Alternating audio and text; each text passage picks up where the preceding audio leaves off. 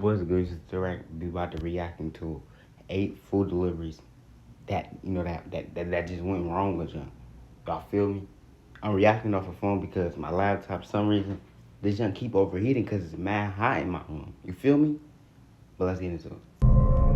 I used to occasionally deliver for DoorDash on the weekends. This happened about a year ago, and at the time DoorDash was new to my area. Not many people used it, but if you worked at the right times, you could still make well above minimum wage. It was a Friday night, and I got a request in the app to deliver to a house around 8 miles away. The house was on a deeply wooded back road, with absolutely no streetlights. Like, literally, if you turned your headlights off at this time of the night, you were completely blind. I delivered to a house in this area once before, but that was when it was light out, which, trust me, is a way different scene. I didn't have much for phone service, so it was difficult to find exactly where I needed to be. But after a while, I finally found the place. Now, if I was doing DoorDash and it's a house that's messed up, dark, can't see none in the house, I am not delivering your food. I will throw your food out the door playing with me, boy. The house seemed pretty similar to a lot of the other houses in the area, secluded looking, and right on the edge of being able to comfortably call it abandoned. I pulled up to the house, and because of the limited visibility, I decided to keep my car's headlights on while I dropped off the food at the door. But to do this, I had to keep the keys in the ignition, and so I did. I figured it wouldn't be the end of the world if I left my car running for an extra 30 seconds. I took the bag of food to the front door. I knocked a few times, and waited about 20 seconds when my phone went off. I was getting a call from a blocked caller ID. I decided to answer it in case it had anything to do with the food I was delivering. It was... Get your stupid ass away from the fucking house. This nigga at an abandoned house damn near and getting a fucking call from a phone, a no caller ID. Get the fuck away from the house, dumbass. a man who sounded completely normal. He explained how he was the one who placed the DoorDash order, and he then asked me if I could just bring it to him around back. I was already sketched out as is, and so I told the guy no way. If he wanted his food, he needed to come to me up front. But to that, the line just went dead. I told myself I'd wait at the front door for one more minute, and if this guy didn't show up, I was just gonna leave. Maybe 30 seconds passed, and the guy did show up. The front door opened, and I looked at the dude. He was wearing a black ski mask, and was just standing there looking at me. I held out the food, but he made no reaction. That's when the guy yelled out, "Alright, now!" Right as he said this, 3 men, also wearing ski masks, came sprinting out from around the back of the house towards me. My flight reaction kicked in immediately, and I ran straight to my car. I opened the door, put it in drive, and had the pedal to the floor in no less than 2 seconds. The men were able to hit my car a good amount of times before I was able to drive off. With what, I don't know, but something strong enough to break my back passenger side window and make a few... Some pussy ass, she gonna order some DoorDash. I'm pretty sure y'all plan to rob the nigga. The robbery ain't go well, so y'all kicked this nigga car and threw shit at it. That's some pussy ass shit. Other dents. Not even a minute into driving off, and I got 2 back-to-back calls from a blocked caller ID that I can only assume were both from the same guy. I let both calls ring until they stopped. I was shaking uncontrollably and still struggling to regain my composure. But after a few minutes, I calmed down enough to call the police and report the incident. And that was that. I don't know what ended up happening, and I genuinely don't want to know. I've tried to distance myself from the whole situation as much as possible. It's beyond terrifying for me to imagine what those guys had planned for me that night. A part of me thinks it was just to rob me, but another part of me thinks they wanted to kidnap me, or worse. Bro, why the fuck are you robbing a fucking DoorDasher? The nigga's doing DoorDash for a fucking reason. Why the fuck are you robbing? I'm pretty sure this nigga DoorDash, not trying to say he represent for it, but for extra money. Why the fuck are you robbing a fucking DoorDasher? That's like robbing a... Never mind. I know people that do DoorDash, let me chill. This happened back in 2019, on a Friday night in January. I had just gotten back from work, and was honestly way too tired to make my own food. I always heard good things about food delivery apps, and so I figured that night was the perfect night to finally download one and try it out. I just downloaded the first one that showed up. I then made an account, placed an order at a semi-nearby restaurant, and turned on Netflix to watch while I waited for it to arrive. Now, it's worth mentioning that on this night in particular, there was a lot of snow on the ground. The app said the delivery would take around 20 minutes, but I figured that didn't account for the terrible driving conditions.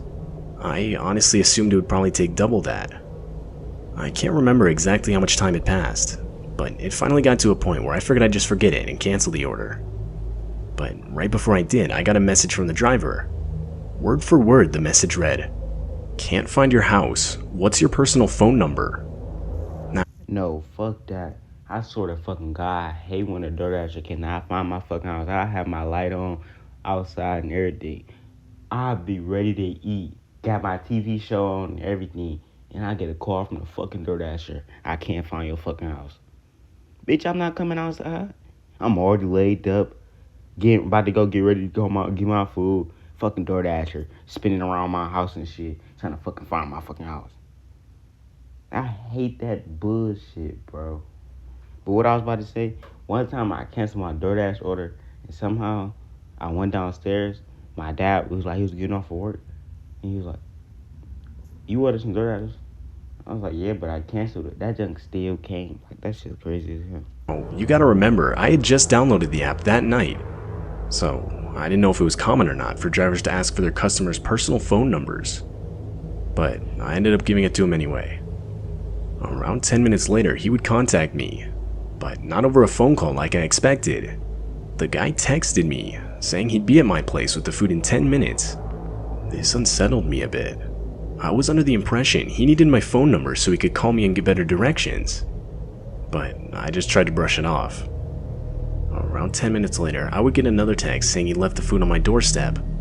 I went outside to get it and sent a text back thanking him. I figured that was that. But around midnight, I would get another text. It was the delivery driver. The text simply read, "I really liked your sweatshirt."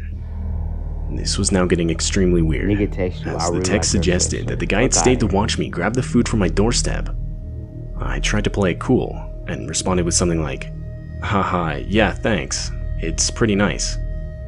I can't remember everything that was said next, but it was some string of multiple texts that were something along the lines of, "So how's your night going? What are you up to?"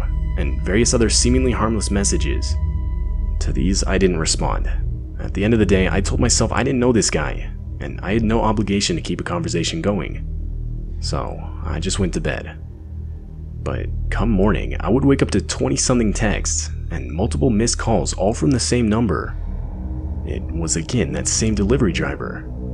The last text was sent at 3 a.m., and as I scrolled through the texts, two in particular caught my eye. One of them read, "I'm outside your house," and the other said, "I can't see anything through your window. It's too dark." But that wasn't even the worst of it. I would later go outside to find footprints in the snow that I knew for a fact were not there the other day. Meaning, this guy wasn't joking. He had actually showed up to my house, and by the looks of the footprints, had walked around it multiple times. I've since moved, and haven't received another text from the number. That was the first and only time I will ever use a food delivery app. That's crazy. My fat ass use DoorDash every week. I'm 27 and currently out of work. I recently got laid off at my job, as the company I worked for was starting to go under. So, in an effort to keep up with the bills, I started delivering for Uber Eats part-time. A couple of my friends suggested it, and so I figured I'd give it a try until I found another job.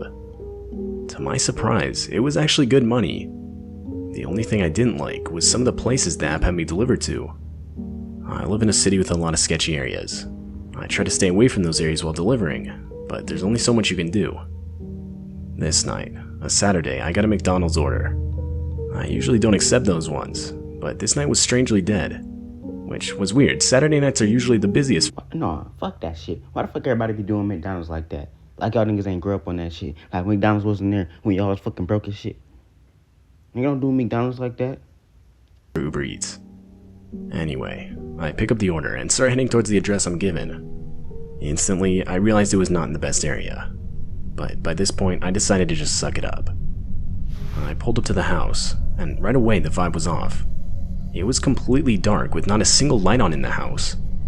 Usually there's at least a light on upstairs, or something that would signal someone being awake and waiting for their order. But the house seemed dead. Nevertheless, I put the car in park, turned off the engine, grabbed the order, and started walking towards the door. I walked onto the porch, and as I reached for the front door, I saw it. The door was slightly cracked open. I knocked, and as I did, the door opened slightly more. I yelled out that I had an Uber Eats order, and right away some man walked to the front door, like as if he had just been waiting right there. As he got closer, I got a good look at him. Now, I ain't gonna lie, I'm scared of niggas with mohawks and bald niggas that be having all them tattoos over their motherfucking face. They has to be looking like they in some type of fucking cartel or something. I'll be scared. I'll shit my pants if I ever go to jail and see a bald nigga with a whole bunch of tattoos all over his fucking face. Not one to judge a person by their physical appearance, but this guy was practically covered head to toe in tattoos. The guy looked extremely intimidating. Definitely not someone you'd want to mess with. He had this look of frustration, or almost anger on his face. He was staring at me dead in the eyes. I lifted up the bag of food, and he grabbed it. The guy then started reaching in his pocket. I figured he was going to give me a tip. But no, before I knew it, the guy was holding a hunting knife and pointing it in my direction. My stomach dropped, realizing the situation I was now in. I was either going to get robbed for everything I had, or worst case scenario, killed. My mind was now racing. Thinking as fast as I could, I turned around towards my car, screamed at Derek to grab the gun, and put my hand in my pocket to start my car's engine from a button on the key. But there was no Derek, and I was in no way armed. But I figured if I could somehow convince this guy I gave myself a chance to get out of this. All I could do was pray that the threat along with the vehicle starting would be enough to convince this guy I didn't come here alone. And luckily it was. The guy shoved me back and slammed the front door. I ran back to my car and practically tore the door off trying to get in. I got out of there as fast as I could. Damn, that nigga smart as hell. Niggas pull up. Damn, I can't fucking talk this video. Shit. That nigga roll up on me with a knife. Nigga, I'm not talking about Derek grabbed the motherfucking gun. I'm gonna shit my pants around. I would of course end up calling the police, but I never heard anything back about whatever ended up happening. I assumed they didn't find anything, and that the guy was long gone by the time they arrived on scene. But I can't confirm this. If there's one thing I'm sure of, it's how fortunate I am to own a car with a remote proximity key, as I don't think the guy would have bought the whole act if I didn't start the engine. I still drive for Uber Eats every once in a while, but I've since started carrying a knife on me at all times. Nigga, fuck a knife, bitch, carry a switch.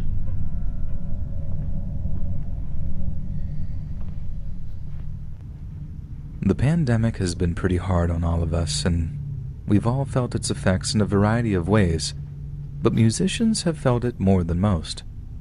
I don't mean to throw myself a pity party or anything. I know there are older folks who are actually fearing for their lives, so I've counted my blessings plenty of times. But for most of my friends, the pandemic just meant working from home or taking a long paid vacation. For me, it meant work dried up entirely. As a professional musician, I've been playing music both solo and with bands for most of my adult life now. It's fun, but it can be really tough on occasion, and this pandemic has been the toughest time I'd ever experienced. I had to do something, anything to pay the bills, so when the drummer in my band said that he was making some pretty decent money for working for Postmates, it immediately sparked my interest. I think the real selling point was how it had benefited his health. Us musicians tend to be much more familiar with a bottle and a glass than an elliptical machine, so riding a bike and getting paid to do it seemed like a great way to get back into a fitness regimen. So, dust off my young brother's old mountain bike, oil up the gears, get myself a Postmates driver's account, and I'm pretty much ready to go. I mean, it's kinda messed up that there were no background checks or anything. Like, I literally could have been anyone, but hey, I was in This nigga want Postmates to run a fucking background check. Say that shit for Disney, bitch ass. Nigga, get on that motherfucking bike and go deliver that food, bitch. complaining at the time. I needed the money, I needed it bad, and there were much worse things than delivering acai bowls that I could be doing. Background check. But being a delivery driver brought a whole host of new occupational hazards, and there was one particular incident in the summer of last year that I've thought about almost every single day since it happened. So, I get this one job delivering Thai food over to a place in Brentwood. Just this little single-story house that barely stood out from the rest.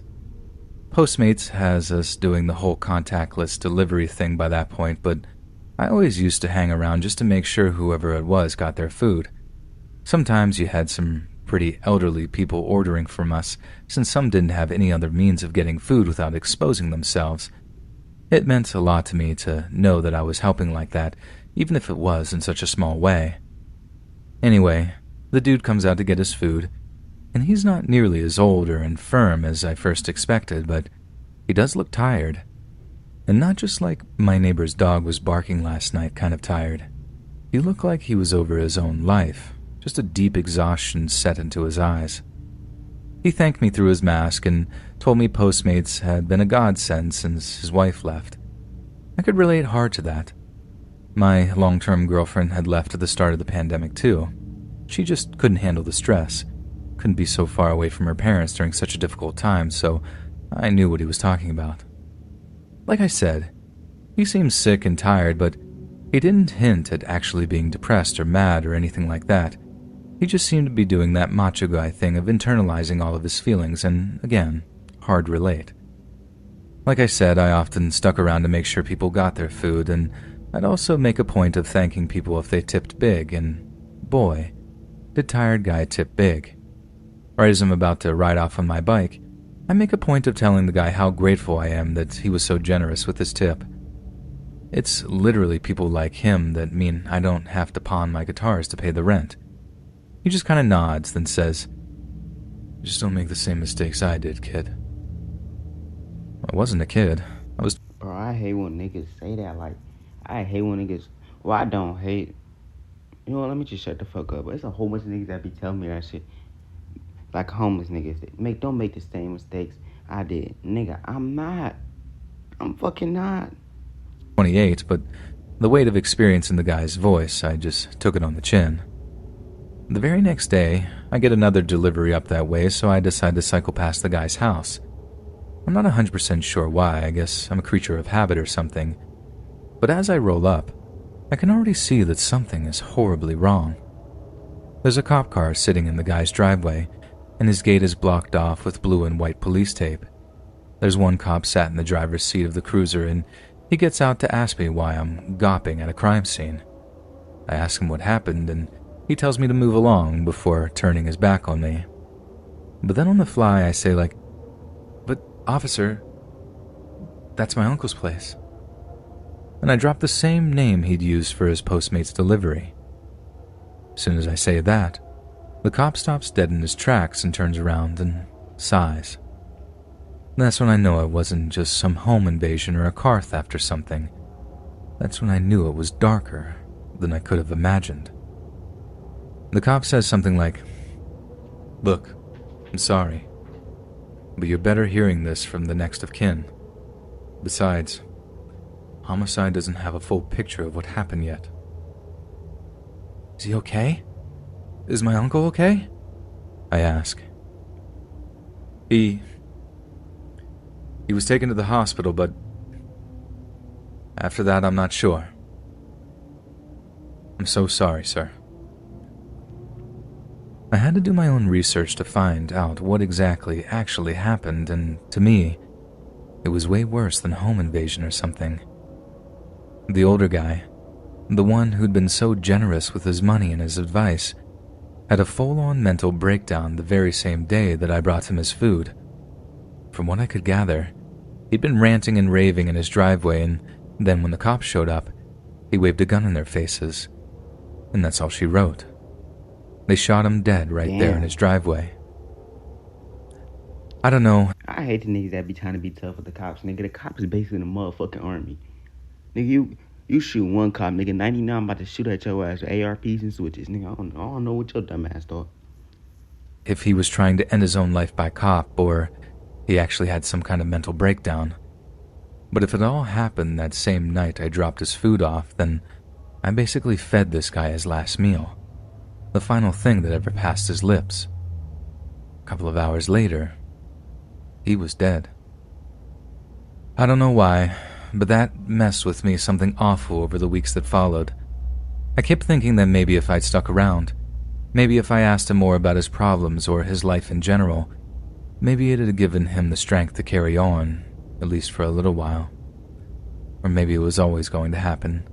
Maybe he'd planned it or something, and nothing I could have said would have made a difference. For the longest time, those were the kinds of thoughts that I just couldn't seem to shake.